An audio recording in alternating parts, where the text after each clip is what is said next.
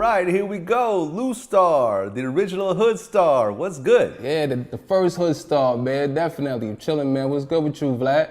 Welcome to VladTV. I mean, we already talked to 7up. We've interviewed Nicki before. So, you know, I've interviewed Safaree. Yeah. So you're the last member of the group. Yeah, the one that put it all together. It's about time I got on here to tell my story, man. Yeah, man. So you're actually the son of Lou, Bowlegged Lou of Full Force. Yes, sir. Son of a legend. Yep, no doubt. Now, originally you were just a solo artist. Yeah, definitely. I was the first solo artist. I mean, originally I started off as like an A&R for Forceful Productions. Like right out of high school, I was working for my dad and them, and I was kind of like in the background.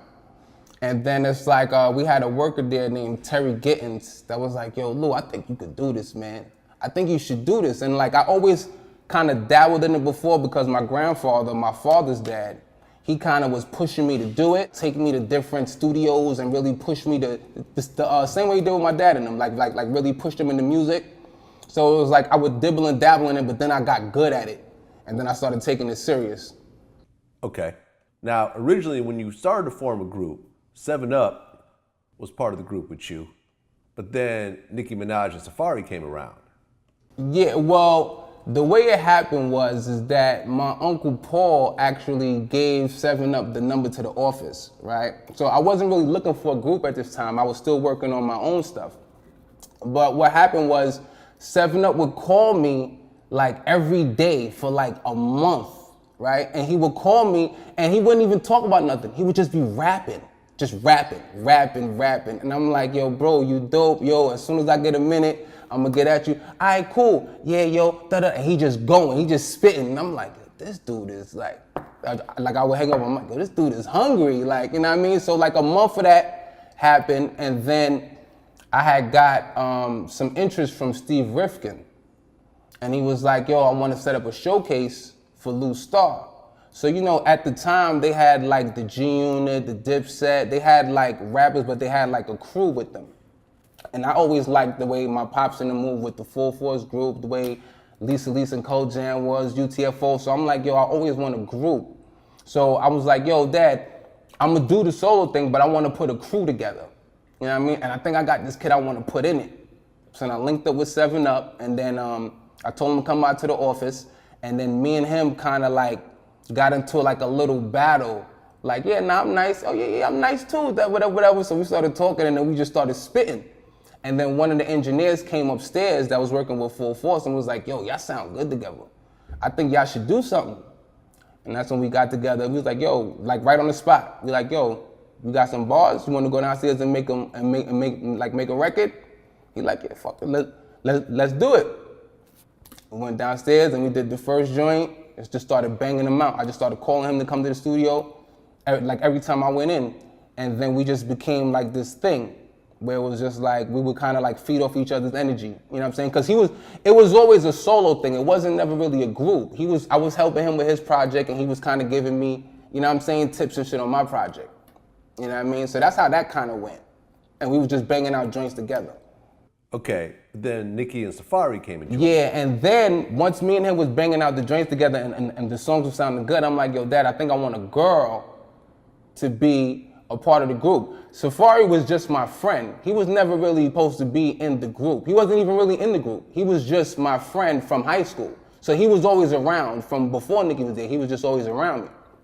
So once my dad told me about this girl, and then we actually went to go see her, I'm like, yo, this is exactly what I want. It's exactly what I need right here. You know what I mean? But she was already in a situation. So I had set up a studio session to steal her. Like, Boz is gonna kill me like when you see it, but I set up the studio session purposely to steal Nicki. But the funny thing is the way we got her was like, I had called 7up to come with me, right? And then he came down with me and he like, yeah, I bet I'll roll with you. And when we got there, she told me later on down the line that when I went in the booth, 7up tried to holler at her. And he tried to get her number and she kind of dubbed it. And then when he came out and he went in the booth, I did the same thing. But she told both of us no.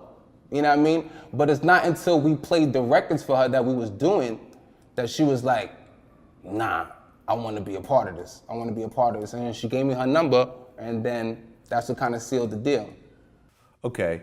And then Safaree ended up actually dating her while you guys were still in the group. Yeah. I mean, she had a boyfriend when she first came, but he kind of like, got his way. He played his position right. You feel me? And I kind of helped him with that. You know what I mean? But it is what it is. Okay. I interviewed 7up. How did you convince Nicki Minaj to be your getaway She driver? was a G, man. She was. It was a episode one night where we was by the Lab. I think that was the name of the club, the Lab in Bedford-Stuyvesant, Brooklyn. I seen something. I seen a mark, and you know what I'm saying. I said, yo, listen, man, let me go handle my business. She's like, yo, listen, just hurry up. You know what I'm saying? She was with it. So I hopped out, did what I did. The nigga chased me down, spent off, and she pulled off. All that, you know what I'm saying? Reckless, and you know what I'm saying? We busted down, and that's how that went. Yeah, what 7up used to do is I used to throw parties with my friends from school, right? So when I would throw parties, 7up would come through with his mans, but they would always end up robbing somebody, whether it was in the bathroom or whether it was just after the party. That's just how they gave it up. You know what I mean? So we had threw a party at the Lab in Bed-Stuy in Brooklyn. And that's definitely a true story. That's definitely what happened. I think I actually knew the kid too. You knew the kid that 7up robbed? Yeah, I think so. But I said that I didn't know 7up. But I think I knew the kid that he did it to. Right. Then at one point, 7up was saying how Nicki had hit some girl with a bottle. So where does this whole attempted murder thing come from? Well, that was a situation on that she had on her own. I mean, that's public knowledge. You could Google that. You know what I'm saying? That's not nothing I'm just throwing out there. That's Okay. I think it was a situation at work she had, and I think she busted the chick with the bottle and split the chick head open or whatever, and yeah, she was on the run at the time.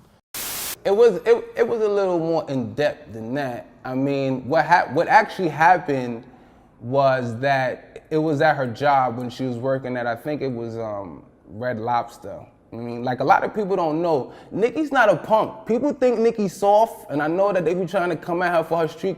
Nah, Nicki's the real deal. You know what I'm saying? She's not no punk. She throw her hands, she get it in. So what happened was she had got into it with this other waitress, or whatever the case is, and the waitress kept popping off. She just kept mouthing off.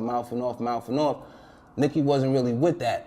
You know what I mean? She talking, so everybody's trying to break it up, so the girl keep talking. So Nicki, she mad tiny. She weasels away from the person that's holding her back, runs around the whole fucking restaurant, jumps in the air, cocks back, and busts Shorty right in her face with the mug. Boom!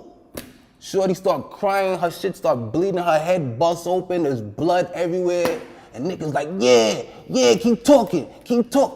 She was with it, and I mean, and then the girl ended up pressing the charges and all that. So that's how she got arrested, because the girl pressed charges. Okay, wait, so you actually saw this? No, I was on my way there. We was on our way there to pick her up. You know what I mean? Because every time something happened, we would always get the call, whether it be Nick, whether it be 7up, but they would always call us. So we was actually on our way there, and they telling us the story. So you know what I mean? But before we got there, they already arrested Nicki and took and had locked her up and all that extra shit. Okay, and she ultimately ended up getting off. Yeah. She went to the central bookings and all that. She handled it like a G. She came out and it was, regular. Okay. At one point, a whole lot of shopping had been done between the groups and the solo acts and all that, but what do you think was the final chapter when everyone decided to just go their separate ways? I think it was towards, cause what we had got tired of doing is we got tired of doing showcases. So we would do a lot of showcases for a lot of big labels like Violator. We had one for Def Jam. We had one for Mona Scott. We had them for a lot of different people, and we would get a lot of false promises. Like people supposed to fly us to LA, so-and-so was supposed to sign us, we supposed to get signed down in Miami. So a lot of those is deterred us away from doing the group thing and wanting to do that, because we kept hearing the same thing. It was kind of like, do they have a street buzz? You know what I mean? And like around then, the label wasn't spending the marketing dollars to get you a buzz in the street. You kind of had to do it yourself, get yourself popping, and then come to them. And then they'll capitalize off of whatever you started. And then they'll, you know, put money to it and enhance it. But we never really had that because we had full force. So our way of grinding was my dad would like have these meetings, right, with like big execs like L.A. Reid and Chris Lighty and like people that could really push the pen, and he would play our demo, but he would leave a TV track open, and we'd be hiding outside the office of the exec, waiting for this cue. So while the demo's playing, he plays the third one, and the TV track starts, and then we just burst in the office. And we just start performing right there. I mean, 7-Up's jumping on the table, person's going around this way, Safaree's dancing in the corner here, Nicki's giving a lap dance. Like, we really put on a show, you know what I'm saying, for the execs. And then when you look at Nicki and where she is now, which is the biggest female rapper of all time, you're not surprised at all? No, because I told her that was gonna happen. Like, when we first started, right, Nicki wasn't really into like metaphors and punchlines, and she was just kind of like trying to find herself, so she was rapping and singing. But I always said, yo, if I could get you spitting nice, like really nice, like killing these niggas, you're gonna be the biggest thing smoking, watch. And I told her nobody's coming behind her. I told her that. She didn't even really believe it. She thought it, but she didn't really believe it. You know what I'm saying? She was like, because remember, at the time, female hip hop was dead. It was nobody really cranking. It was only the two. Nobody was really looking or checking for female rappers. You dig? So I knew off back, Nick was something special. All I had to do was get her nice, spitting like Foxy. That's exactly what my words was. I said, yo, Dad, I need the next Foxy Brown. I need somebody that could deliver and got that swag like Fox, but represent like the street and like, you know what I mean? Like that boss niggas chick. You know what I mean? I need that type of vibe. And the first day I met Nick, that's how she came off. She had the white Beamer, you know what I mean? She had the Gucci sandals, she had the Chanel earrings. Like she was it. She had the part down package, just the lyrics wasn't there. So once she got that, I knew it was off to the races. And when we would do a lot of the showcases, they would definitely be on Nicki. Definitely be on Nicki. But she never wanted to do the solo thing. When you hear about the ghostwriting allegations with Safaree and everything like that, based on what you've seen, what's your take on that? I mean, me, honestly, I don't know how in the hell anybody could believe that this guy ghostwrite anything for Nicki Minaj. Like, it's just so far-fetched to me, and only because I know him. I know him for real. I don't know the fake stuff that he putting on now for the people, but I know him for real, and I know that he didn't know anything music or hip hop or rap until he became friends with me. I basically really taught him everything with the rap. Like when my father forced him, because he forced him into the as far as to get on joints in the group, because that wasn't never my plan. He was always just the homeboy. It was gonna be me, Nick, and Seven, and he just was like the hype man because he knew everybody raps, but he never really sounded good rapping. You dig? He had good points at other stuff like stage presence, dancing. He was funny, the crowd liked him. So that's what he was good for. He never really had no talent as far as writing, because I wrote everything as far as in the Hoodstars.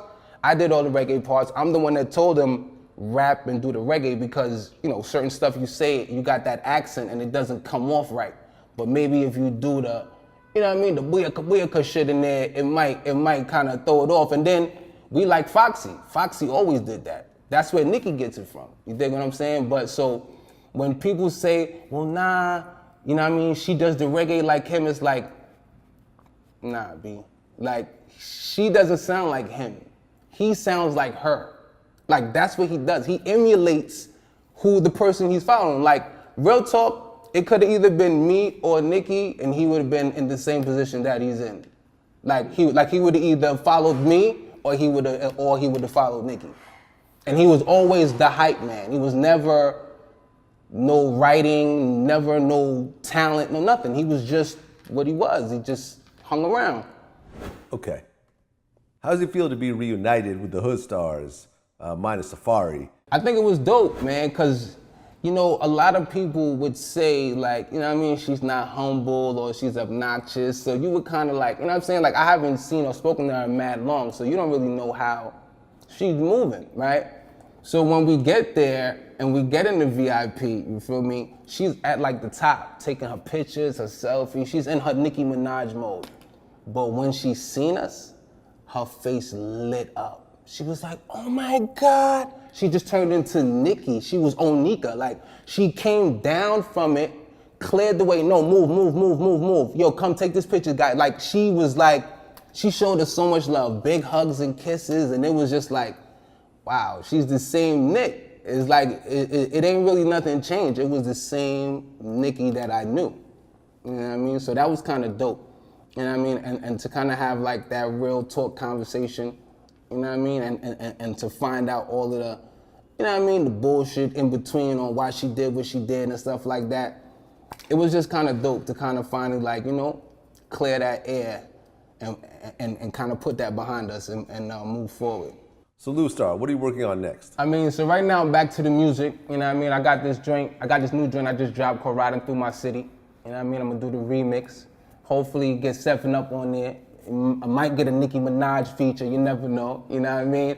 But we just back to the music, you know what I mean? Just getting ready to drop a new project, you know what I'm saying? And that's coming real soon. We're about to shoot the video. But you know, it's called Riding Through My City. Check out my Instagram, Loustar718. You know what I mean? Got some archive stuff on there, got some new stuff on there. Right, and I remember your dad was saying there was a bunch of Nicki Minaj Hoodstar stuff that never came out. That's still in the vault.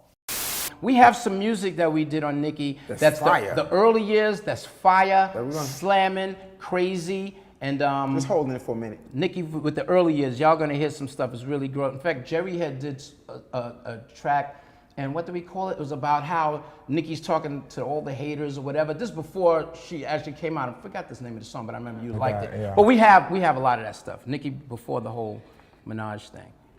Yeah, what's kind of crazy is that, you know, we was together for about 5 years, so I have like at least 3 Nicki Minaj solo albums, and then I have like 2 Hoodstar albums that I could have, like, you know me, I could have been put all that stuff out and try to make a name for myself and all that, but I'm not really on that type of time. That's kind of corny to me, you feel me? But all of it is in the archives, you know what I mean? It might get some light, it might not. It's up to what Nicki wants to do with it, but she's really spitting on it, you feel me? Like, a lot of people try to discredit her and say she can't rap.